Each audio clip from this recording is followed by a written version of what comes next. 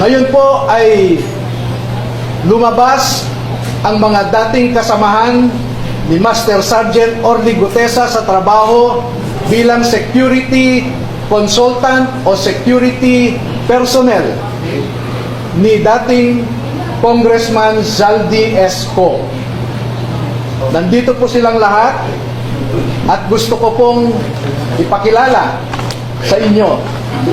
Ang mga sundalong ito ay wala na sa serbisyo. Ngunit ang nasabi nila sa akin,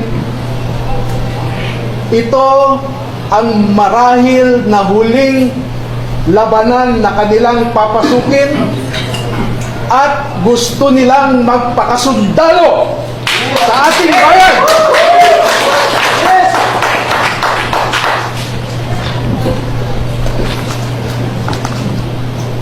Tinatawag ko po ang isang magiting na Pilipino, si Bernard Tube.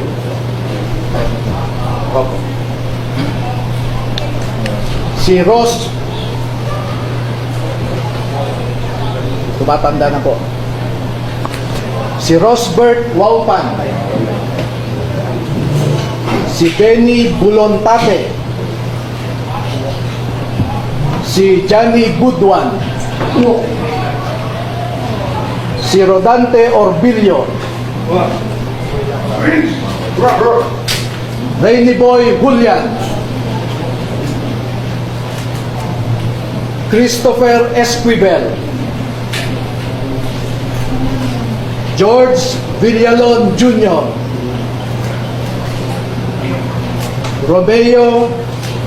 Romel Bobares. Gil Navidad Jr. Anselmo Taberdo. Walter Manalansan. Jolly Cadiao. Romel Dalapon. Cecilio Laroder Jr. Bernard Gugban. Crisani Dado. At Fidel Corpus. Meron po silang kasamahan na 12 pa na hindi makakadalo ngayon dahil sa mga personal na rason. Ang dalawa ay meron silang kasama sa buhay na nagtatrabaho pa sa gobyerno at meron silang pag-aalinlangan na maaaring maapektuhan ang trabaho ng kanilang mga asawa. Yung 10 na hindi pa nakadalo ngayon ay tinatawag ko po na second batch at lalabas din po sila sa tamang panahon.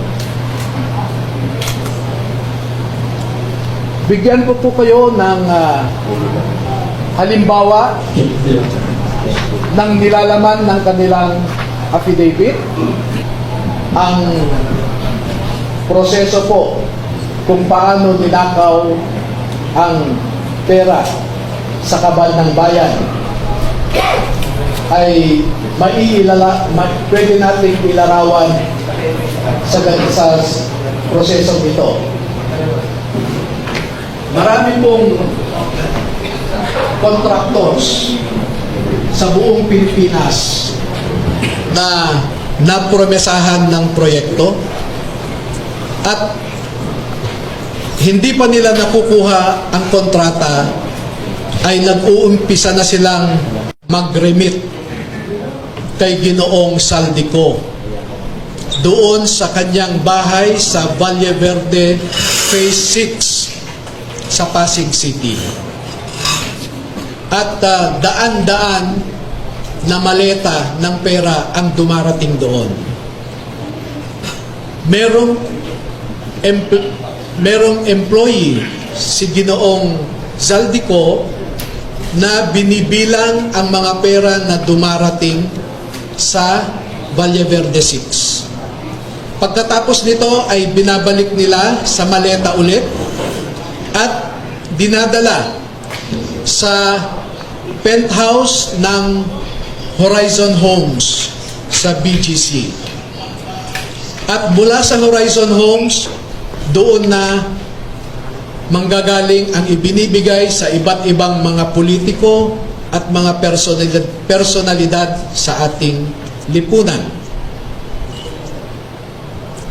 Ang halimbawa po ng proseso ay nag-uumpisa sa pagbilang nila ng pera.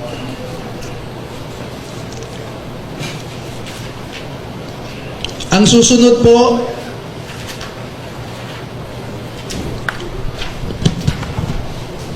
sa larawan sa itaas ay inihahanda ang pera bago isilid sa mga maleta ulit sa Horizon Homes.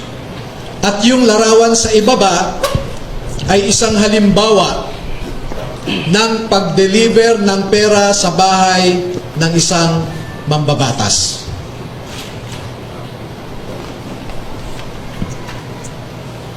Makikita po ninyo na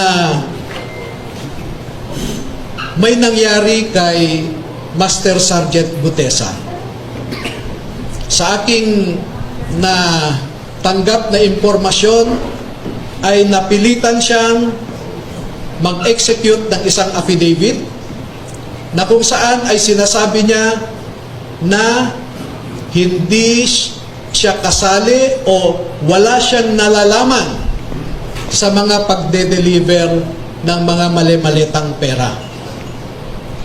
Pero makikita po ninyo dito na siya mismo ay kasama sa pagde-deliver ng pera. Kaya naaawa po ako ngayon sa sitwasyon ni Master Sergeant Gutesa dahil ginawa siyang sinungaling.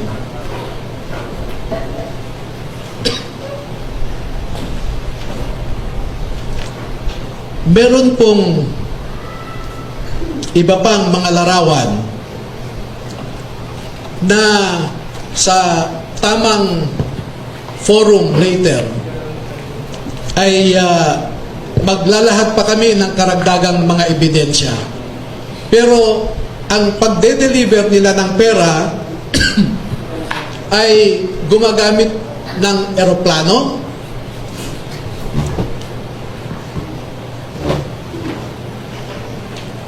gumagamit din sila ng helicopter,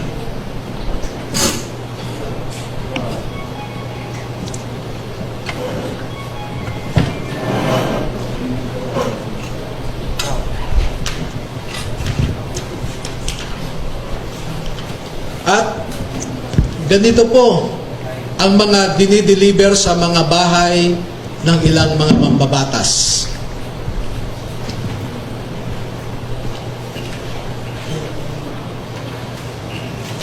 Makikita ninyo sa itaas na larawan ang hilera ng mga maleta na ang laman ay pera. At parte lamang ito ng isang delivery na sa panahon na ito ay 52 na maleta ito. Sa isang delivery, umabot ng 52 na bagahe.